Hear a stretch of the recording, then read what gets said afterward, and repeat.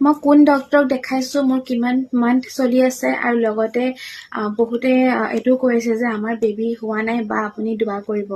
এইকেইটা question, comment আৰু message মানে মোৰ ইনবক্সতো ভৰ্তি হৈ গৈছে, আৰু কমেণ্টতো সোধে, ইউটিউবতো সোধে। তো মই বহুতক ৰিপ্লাই কৰিছোঁ, কিন্তু ইনবক্সত দিয়া মেছেজবোৰ মই মানে অনলাইন নহ'লে চাবলৈ নহয়। সেইকাৰণে ভাবিছোঁ মই এটা ভিডিঅ' যোগেদি আপোনালোকৰ কুৱেশ্যনৰ আনচাৰ দি দিওঁ। মই দেখুওৱা ডক্টৰজন হ'ল সঞ্জীৱ মহন্ত। সঞ্জীৱ মহন্ত ছাৰক দেখাইছোঁ মই। তেওঁ চেম্পিটিত বহে আৰু চিফ ফাৰ্মাচী বুলি এখন আছে, তাত বহে। আৰু লগতে মোৰ এতিয়া 6 মান্থ কমপ্লিট হ'বলৈ গৈ আছে আৰু লাহে কৰিলে, আৰু সেইটো আনচাৰ দিলোঁ। আৰু লগতে বহুতে কৈ আছে যে আমি বহুত দিনৰ পৰা, বহুত বছৰৰ পৰা প্লেনিং কৰি আছোঁ, আমাৰ বেবী কনচিভ হোৱা নাই। তো মইতো নাজানিম বাৰু, সেইটোৰ ওপৰত একো নলেজ মোৰ নাই। মই দোৱা কৰিব পাৰোঁ আপোনালোকৰ কাৰণে, আৰু বহুতে কৈছে আপোনাৰ দোৱা লাগিব, এতিয়া দোৱা কৰিব।